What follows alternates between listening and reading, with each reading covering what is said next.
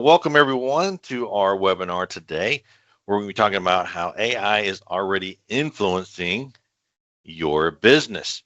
And as a result, we want to have a conversation with myself and Doris and talk about how this affects your management style, your leadership, and what's really going on inside your organization besides the technology. So, Doris, are you with us still?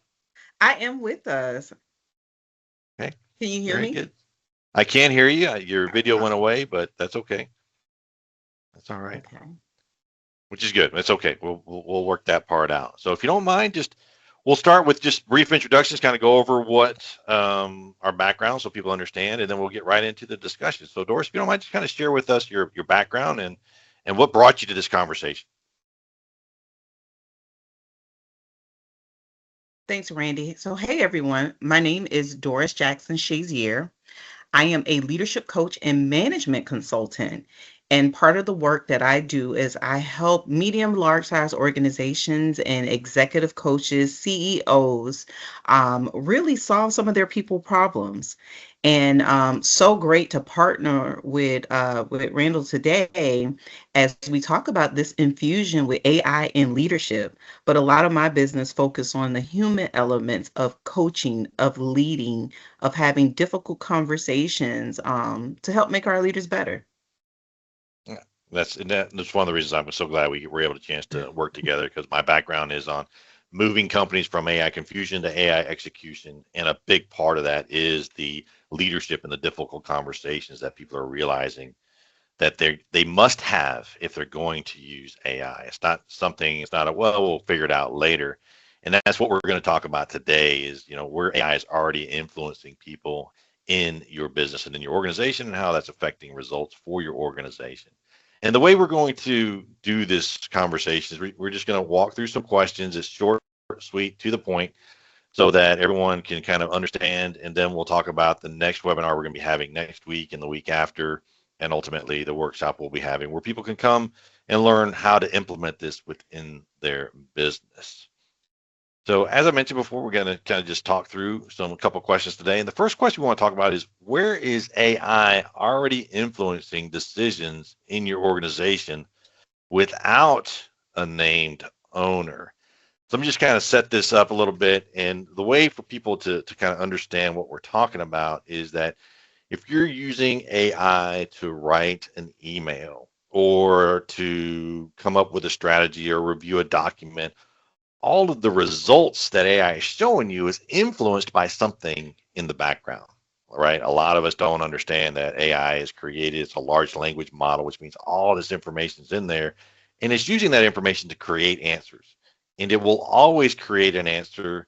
Sometimes it'll even make answers up, right?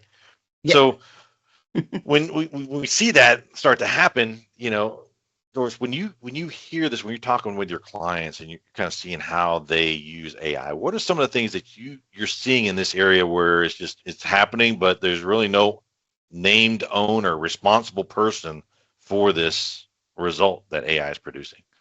Yeah, so this is such a good foundational questions because this is where again AI is influencing the decision, and I'm seeing a huge like lack of awareness to how the decision is being influenced. So let's say in that onboarding, hiring, and selection process or experience of bringing on new employees, most people are again leveraging AI. They love that they have this tool that could filter and screen resumes, and but they don't realize that by AI doing this screening process, it's now a part of the selection. It's now deciding who is most compatible for your business. And so this is where we have to be really, really tuned in and aware of, okay, AI is making this selection process for me.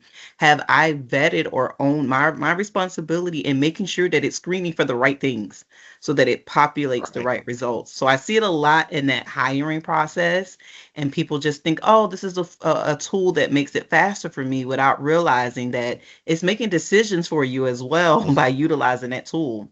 Same thing with email usage and the suggestive replies. Right.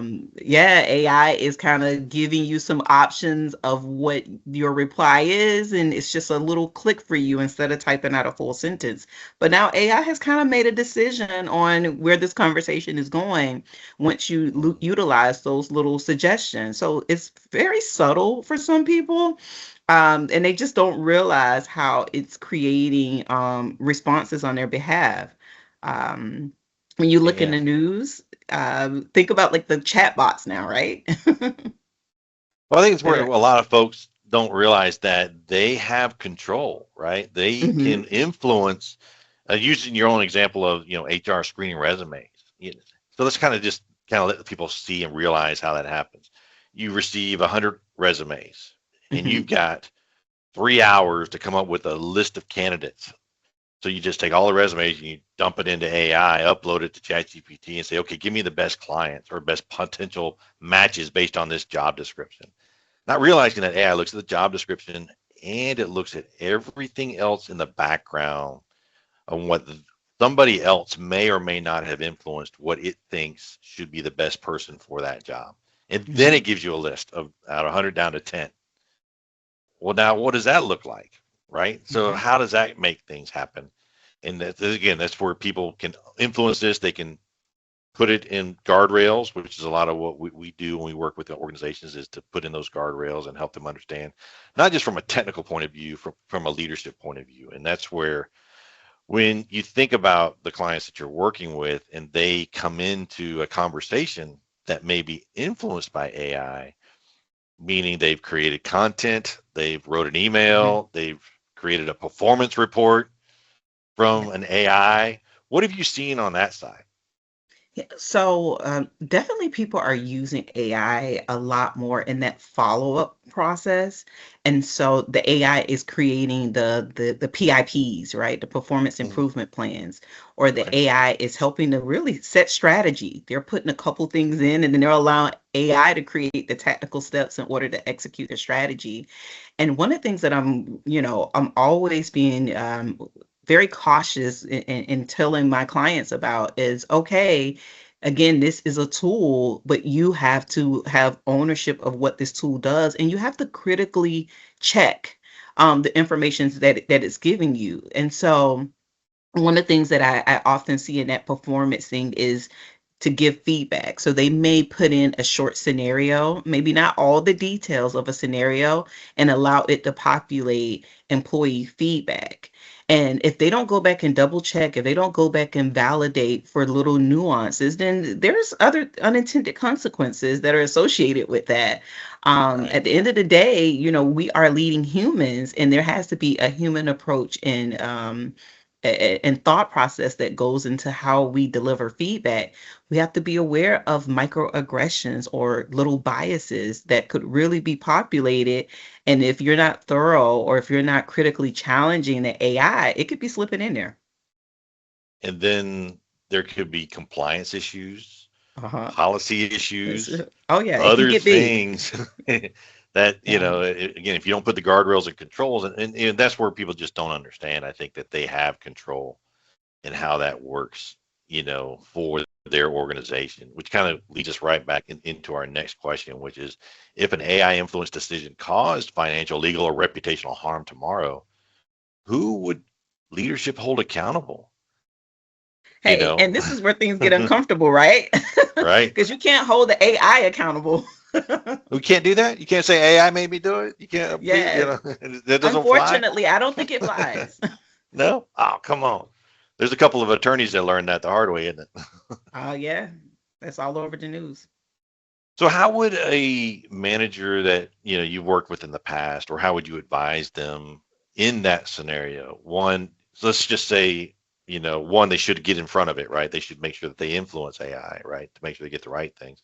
But let's just say that something slipped and AI did create an answer that was incorrect, uncompliant, not correct in accordance with policy. How would you advise them to handle that result that they are now accountable for? And that's just kind of one of the things you said before. We want people to realize they own it. And the bigger aha moment is that they own it anyway, Yeah, whether they they do. like it or not. But now that we have a scenario now where, they've wrote an email to an employee. That employee was offended and says, I want to talk to HR, or heaven forbid they sue you. And you then go back and read the email and realize, oh no, AI created this answer and I just didn't have time to review it. How should a leader manager handle that situation? Well, I think at first it starts with mindset. The best thing that we could do is get ahead of those type of things. And right now there's a mindset that because the system is automated, that risk is minimized. And it's just not true. In reality, automation kind of scales risk because now you have to, you need to validate it. So it gets you efficiency, but it doesn't take away risk. And so I think the most important thing that we have to do is adapt the mindset that we are not assuming that because it's automated that the risk is minimized. And I think it starts there. And then let's say, okay, once it happens, like the milk is spilled and you can't put it back in the jug. I think once it happens, this is where leadership, real leadership, has to show up. This is where ownership, in terms of this is what happened, and really partnering together to help move the team forward from a human perspective. Putting those guard the best answer really is, how do you put those guardrails? How do you assign ownership? How do you implement governance before something like that happens? And then if it does happen, how do you bring everyone back together? How do you exercise transparency and then put rules into place in order to prevent it from happening again? But really, this is going to be one of those situations where you really, really want to be ahead of it. Right. Yeah, before it happens. And so the best thing to do is to start getting some SOPs and systems in place that really teaches your employees what's appropriate for AI usage, how to critically challenge AI, and then how to consistently infuse the human element and ownership into the processes that we use.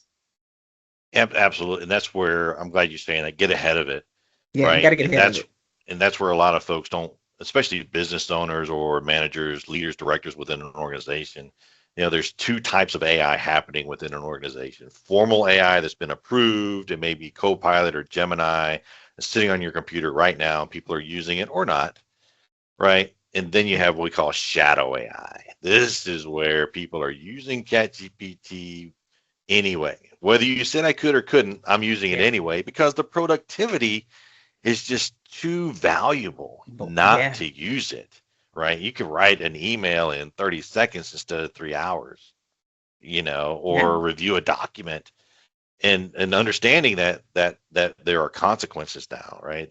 That AI is trained on something, and if you as a manager, a leader, a CEO, a business owner don't control that influence, then it's going to happen anyway, because AI is trained to give you an answer: yes, no, indifferent, right, Oh, wrong, or yeah. it doesn't matter. It's going to give you something, It's going to give right? you something. And I think the biggest gap is that, number one, like you said, people are using it anyway because Hmm. the productivity is just undeniable. It's irresistible at this point. So people are Right. using it anyway. And what people don't realize is that they're feeding their information into a community. Absolutely. Now Yeah. we're kind of getting into the security side of it, right? Now we're talking Yeah. about security, where Yeah. somebody has uploaded. This is a great story I had where I was speaking in front of a group, and I had an insurance broker, and she came up to me afterwards and was sharing with me how one of her agents had uploaded a policy to ChatGPT. And if you're not aware, ChatGPT is an open source platform, which means anything you upload to it, anyone can see it if they know how to ask the right Great questions. question. Hmm. And it was just a light bulb went on her in her mind, saying, "Hey, oh no, what have I done?" And I just looked at her and said, "Was it your fault or his fault?" And it's ultimately her fault as the CEO, right? But now she just realized that she had failed as a leader to provide proper guidance to enable that employee to be successful by saying this is what you can and can't do. And I say the word fail and it sounds dramatic, but as leaders, we own failure and we move forward anyway, right? We look for failure so that we can own it and get beyond that. So that's where, Yeah. again, managers, leaders need to understand that you need to take control of this. Just ask a simple question to your team. Are you using AI? And they say, Hmm. oh, no, not really. It's like, well, do you use Copilot? It's right here on your computer, or Gemini if you use Google Workspace, or ChatGPT anyway. Do you just upload it and use it? And the answer is yes, no, I don't know, maybe. And then even if you, then there's even technical things you can do. And I don't want to make this a technical discussion, but that's where you put these rules in place to make it successful for the organization. You have to own it. You have to create the policies, create the rules, and do the training. Not just say, here's a policy, good luck. I was in a meeting with a CEO looking him dead in the eye, and I said, what is your AI policy? And he looked right over to his COO and said, I don't know, what is my AI policy? And the COO is going, I'll get back to you. It's Yeah. like, oops. Go ahead. But it's so important that we really get serious kind of about it, because there are so many things, and when I think of like the leadership skills that's necessary right now as we're trying to manage AI in the Absolutely. business, think about ethical discernment, like what's right or what's wrong, or what part is your job to do and influence versus you're asking AI to make that decision, for you. Think about accountability. Who is going to review the output for bias? Who is going to review the output for accuracy? um who's the person that is going to consistently be evaluating risk in terms of financial exposure, legal exposure, data privacy concerns? Who's the person that's going to be in charge of what, of how this is led? And so as we think about AI and those leadership skills or things that are really connected to what, as CEOs and business owners and executives, that we really got to be thinking about, there's so many things that, or conversations that need to be had as it relates to these decisions, these little micro decisions that are being made. And the speed at which this is happening, Oh you yeah. can't wait. That's probably the better way. It's like, well, we'll just wait till AI settles down and then we'll figure it out. That's when we'll let AI happen. And really, AI is moving at the speed of AI. In 2025 alone, ChatGPT, which is one of the most well-known platforms, updated 6 times. 6 times every 2 months. And when it updated, it exponentially improved. So let's just say it was at a level 2. The next improvement was a level 4. The improvement after that was a level 8. Then it was a level 16, and so on and so on. And that's how fast this stuff is improving. And as one platform improves, another one improves even better, right? So you have ChatGPT, then you have Microsoft Copilot, then you have Google Gemini, and they're all leapfrogging each other and getting better and better And and better and better better. and faster. And again, the capability cannot be ignored. So it's one of those, you have to, as a business owner, leader, CEO, you got to own this. Don't wait for it to happen. Get into it you get into it. And I mean that, say, talk to your people. How are you using it? What are you using it for? What are your ideas on how to use it? Right. And that's where, Yeah. if you were to talk to me about how to bring AI into your company, I would talk one way, right? But Hmm. then what I'm learning with Doris is that there's a human element to this side. You can bring the Yeah. technology into it all day long, but if you don't have the people on board, if you don't have people using it correctly and asking better questions, then they're just not. It's just you're creating risk, as Doris Yeah. mentioned earlier. Creating automation. Automation creates risk at the exponential level. So Randall, another thing that I want to add, and it's such a simple nuance, but again, you have to have the awareness to it, is think about your brand and your business and what's the tone of your business. And I think it's one of those subtle things that people miss as they start using AI, is how AI can change the tone of your business if you're not careful. If your tone, or if your brand has always been known to be a serious and formal brand, or let's say a playful and curious brand, based off of what you're putting in the AI and what is populating to you, you could subtly change the tone of your business if you're just using the language it gives you.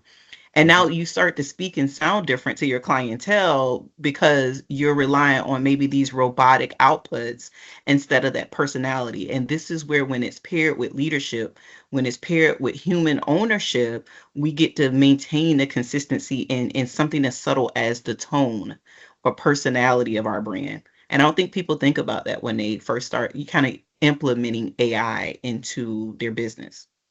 And it's so easy to fix, Mhm. right? Yeah. There's places to put instructions within your use of AI, even for your company or you as a personal. Put in your instructions, put in your brand voice, put in your brand Mhm. tone to make sure it checks and does these things the way you want it done.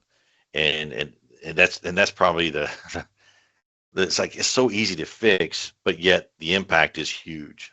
This use your example. If the tone starts to shift and change, what does your customer really do? Mhm. They just that's not you, Randy. That's not how you talk. No, I'm gonna go find somebody that wants to be genuine with me, right? Exactly. They're just gonna leave. And then next you know, you're looking at your bottom line, and that's one of the things. We're coming to the end of the first quarter for 2026, and I've talked to a couple sales teams, and they're like, "We're just not hitting our numbers." And it's like, well, what are you doing? And one team, it wasn't that they were not using AI, it's that they had so much AI, they didn't know what to do. So they were getting into Mhm. vapor lock, information overload of, okay, we have now so much information. How do we use it? Again, ownership, Mm. right? Like as a leader, it's Yeah. like, okay, And that's where this is what we're leadership doing, steps in. right? Give them Yeah. guidance, give them clarity. It's like, this is what you want to do. And then so I want to make sure we get to this last question, which is kind of what we're talking about is what decisions do you believe are human owned today that are already partially automated or AI assisted? As we're kind of leading into that was kind of like, hey, things are already happening. And Doris, you nailed it, like changing your tone a little bit, changing your voice a little bit. What are Yeah. some other things that leaders need to be aware of in regards to this, right? Because it's Yeah. happening anyway. What are some thoughts? So I think I mentioned the communication tone and how AI is kind of, tweaking and adjusting tone without many people realizing it. We've talked about the hiring decisions and how it is, being a part of that selection process. Again, performance evaluation insights and how it's computing information. The strategic planning inputs, right? So it is Yeah. doing some strategic planning for companies. So now AI has started to subtly lead your business because you're using certain type of AI assisted, models and suggestions. Um, and and I also believe that when we start thinking about finances and financials, AI, because we're using them to give us, financial models and data quickly, they're influencing a little bit in how we budget and how we forecast our business as well. Mhm. So that's where I think the human Yeah, element element. is not going to be replaced by AI. You have No. to know what correct is. You have to have experience to understand that the outputs are wrong or they're leading us down the wrong path. So where a lot of folks may realize, oh, well, I don't want AI to replace me, so I'm just not going to use it. Yeah. Yeah. And Well, see, I don't believe that AI will replace people in a right. sense. I think people who know how to use AI will replace people who don't know how to use AI. Mhm. I think what we have to be aware of, I think what's is really, really important and what I want people to walk away from with this conversation is that influence shapes judgment. And as a Right. leadership coach and consultant, I believe the core issue isn't whether we use AI or not. We're going to use AI. The issue is whether leaders are awake to where the influence is happening and if they're Right. still owning it or if the ownership is clear. Correct. Yeah, Because once somebody has ownership, the questions start to change, exactly. right? Hmm. Oh, I'm responsible. Oh, wait a second. Where is this information coming from? Wait a second. How Yep. did this Now AI you're going come to up with ask this? more questions. Yeah. I was in it. It was a conversation. It was a sales team. It was a sales vice president, and we asked a simple question again: Who owns AI in your sales team? And he's like, not gonna be me. Mhm. Deliberately saying, not gonna be me, because he doesn't understand it, doesn't have a strategy, not sure how it's influencing decisions and affecting his business, and Mhm. he's just kind of not me. So as And leaders, think how about many of us are doing that? Go ahead. No, and think about how we see in business that people think of AI as an IT function. So they just think of the technical like implication or implementation of it instead of all these other leadership components and things that it's influencing and how it's affecting judgment and communication and the brand as a whole. Oh yeah. And so yeah, it's a slippery slope. And again, today's about AI and influencing, and we have a few other webinars coming up. I just want to highlight those so people can find them, and it's really on LinkedIn. Let me go ahead and I'm going to share my screen, and then I'll show you where everyone can find those on LinkedIn, and then make sure they register and get into our other opportunities to talk about this AI influencing thing. So we have a couple of ones coming up here in the future, and one on next week. Next Wednesday is when AI decides accountability escalates, and we kind of alluded to that a little bit today. We're going to be Mhm. talking about how you're not compliant, you're not in accordance with law, you're not in accordance with these things, and then that accountability escalates because it starts to happen at the speed of AI, which you can only imagine how fast that's happening right now. And then the next one is, which is one that a lot of folks is governance is authority, not policy, which is exactly what Doris was just talking about. People assume AI is an IT function. Oh, it's just a policy, an IT thing, not realizing that AI is influencing success or failure within their organization. And this is all leading to our full day workshop that we're going to be doing in Claremont here and on Wednesday, March 25th, towards the end of the month, where we're going to really get into how do you set this up for your organization as an executive? How do you make this happen? So I want to make sure before we wrapped up for today that we covered those. And Doris, you have anything to offer and or to help people understand how this is going to help them by participating in these webinars? Oh, well, this is about a deeper truth and understanding of what's happening in your business. These webinars, again, we're posing certain questions. We're getting you to really think about it. But the big aha moments, I believe, are really going to take place in the room on March 25th. And as AI is raising the ceiling of what organizations can do, we are really helping the leaders, the decision makers to understand how your leadership, your emotional intelligence, along with the advancements in AI is going to raise the ceiling for what your people can actually handle. And I believe that again in the room on March 25th, we're really going to talk about the combination between the capability and then also the capacity and how does that work together in order to make stronger leaders by giving good governance, by helping them to make good decisions and really showing them how to pair together AI along with the leadership skills. So I think the big stuff is really going to happen not only in these webinars, but in that room as we're getting those decision makers to really think about all the different ways um, that they need to protect their businesses as it relates to this. In the other side of us, we got protection and risk management, but then what are Hmm. the benefits? The benefits are that you can 10x your company Hmm. overnight without adding headcount. So imagine growing your company 10x without having to add more people, having to increase your cost other than the cost of an AI subscription, which is like $20, $30 a month, depending upon what platform you choose. And then realizing that your competition is not doing anything and you start to 10x and you start to grow and you start to use this stuff intelligently and smartly and with leadership, not just hoping AI does it right. So I've kind of got about 2 more minutes to go, and this is how these webinars are going to be, and we'll record them just like we're doing now. So if you're watching the replay, definitely make sure you register for the webinars coming up next week and the week after. And go ahead and look at your calendar on March 25th. If you have the opportunity to come out, then definitely join us because it's going to be a great room and it's going to be a lot of fun. It's definitely going to be a lot of fun. So, any other thoughts, Doris? No, hey, I'm excited. I'm excited about our opportunity to just share with others. And really, I think that we're on the right track as we are helping others to see how leadership is going to be very, very, very, very important in leading or implementing AI in our businesses.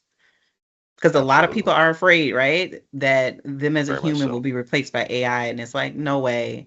We have now more responsibility to make sure that AI does its job right. That is a great response. You, because of AI, Mhm. it's not going to replace you. You now have more responsibility to make sure that the AI is correct, trained correctly, performing correctly, and delivering the results that you actually want. Yeah.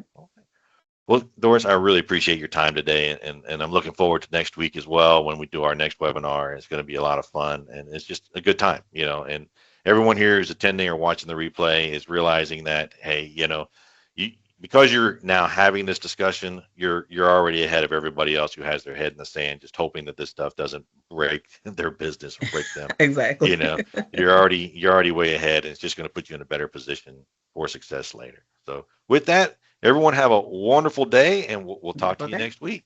See you next time. Bye bye.